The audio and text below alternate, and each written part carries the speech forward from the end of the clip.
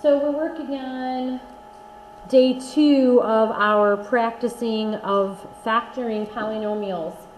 And if we look at page 185, we've got our oral section. Which one did you want to start with? Number 10? 11. Okay. 11. Running down the list of questions that I ask myself when I'm challenged with factoring is first, is there a greatest common factor? So first let me go ahead and write it out. It's 25y squared minus 10y plus 1. Is there a greatest common factor that all three share? No, there's not. Is there any patterns that we've learned that might explain what's going on here? Well, this is definitely a trinomial, so I'm going to focus on my trinomial patterns. Perfect square trinomials have a perfect square in the front position, a perfect square in the back position, okay, which this seems to have. So I'm going to test that that might be right. The square root of 25y squared is 5y, and the square root of 1 is 1. Notice I'm not attaching a sign to it yet. Now, in order for this to be a perfect square trinomial, the product of these two numbers doubled has to somehow be equal to this. Okay? If I put a negative sign here, 5y minus 1, and then I multiply 5y by 1, which is 5y, and I double it, I do indeed get 10y. Therefore, the factor of this is that. Okay? Perfect square trinomial. And the pattern looks like this. A squared minus twice the product of a and b plus b squared, if you call this a and this b. Okay, that's just the terminology they use to explain the relationship with the numbers. Number 12, 12, we've got 4s squared plus 4s plus 1. It's definitely going to be some kind of trinomial, we're hoping. It doesn't have anything that they all share, so I'm going to try the perfect square route again. Is this a perfect square? If so, what's its square root? 2s. Is this a perfect square? If so, what's its square root? 1. The product of this and this is 2s. If I double it, I can get a positive 4s as long as that 1 is positive. Means it's a perfect square trinomial. Since this is a positive, the pattern is a squared plus 2ab plus b squared. That's the pattern. Okay? 13. Here's where these start to get a little tricky. You guys might be fine up to this point. 13, x cubed minus x. What question do I ask myself? Is there a factor? Is there anything I could pull out of both of those? Yes, x. X can come out, which gives me x squared minus 1. Are we done? Nope. This is the difference of squares. X plus 1, x minus 1, all multiplied by that original x that we pulled out. Okay?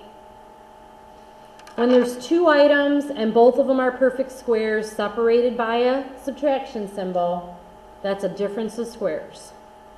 Okay? Number 14.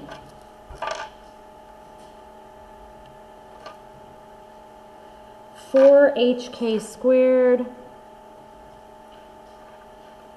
plus 16 h squared k. I've got a perfect square here and here, but that h is not. I've got a perfect square here and here, but the k is not. Is there anything I could pull out? That's going to be my first question. 4hk. Awesome. 4hk out of this, and I end up with k. 4hk out of here, and I end up with 4h. Is there anything I could pull out of here other than 1? Then there's your factor. Done.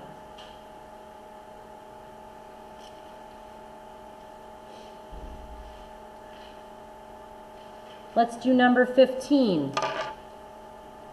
These don't always stay obvious, but if you just remember the steps, you'll feel better about it. This is number 15 in the oral.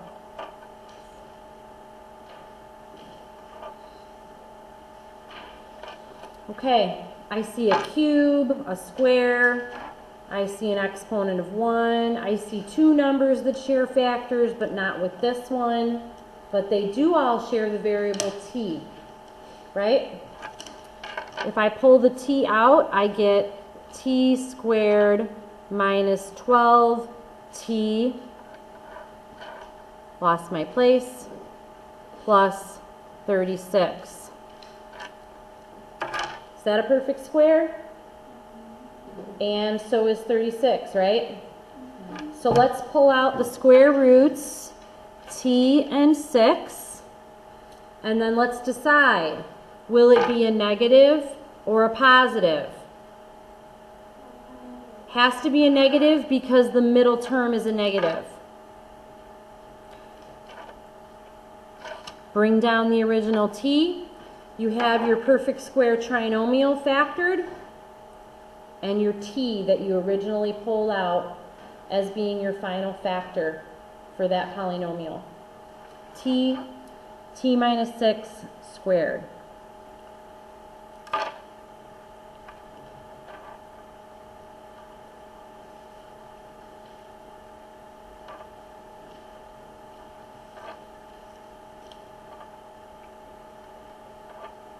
Okay, this is number 16. Numbers, there's nothing shared. Variables, what's shared in the land of variables? XY, right? XY. XY comes out and leaves me with y squared plus 2y plus 1. What is that?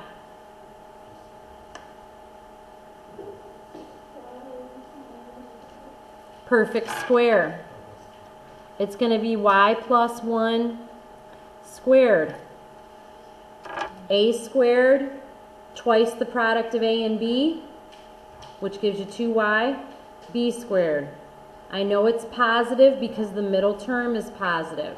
Bring down the original xy that we pulled out, and you have your factor.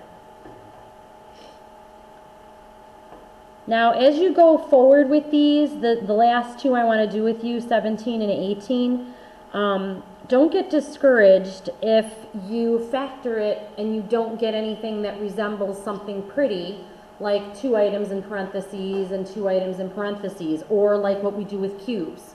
You might have simply grouped it incorrectly. Remember the last thing we learned about at the top there on page 185, example 5, is that sometimes you've got to move stuff around in order to be able to find common things to pull out. 17 and 18 are examples of this. Here we go with number 17. AX plus BX plus A plus B. Now, right off the bat, I notice that these two share an x, right? You guys notice that? But if I pull that x out, I get x times a plus b plus a plus b. So that doesn't really clean it up. Okay, that doesn't really help me. But if I group my a's, which is ax plus a and my b's plus bx plus b, I have now created two pairs with something in common. Okay? Your goal is to create as much common pairs as you can, almost like in the game where you would flip over cards and you wanted to match them. Now I can pull an a out of this one and I get a x plus 1. And I could pull a b out of this one, b x plus 1. This is important. A x plus 1, b x plus 1. So that means these two letters are both being multiplied by x plus 1. So instead of writing this times this and this times this, we group the a and b together and write it as a combined factor of x plus 1. Okay, so the a and the b get grouped together as a combined factor of the same number. Same term, I should say. Okay? Number 18 is the exact same thing, slightly different scenario, but the exact same thing. And this is the last one I'm going to do with you before I give you the rest of the time to work on these. I've got, hopefully you're copying these, ax minus bx plus a minus b. Now think back to what I just got through saying. I could pull the x's out of here, but then that gives me x, a minus b in parentheses, plus a minus b. So it didn't really solve anything. How should I group these? What would be a better way to create two nice groupings? Do the a's and the b's? Yes. So ax plus a, and I'm going to give my negative bx minus b. You guys see that?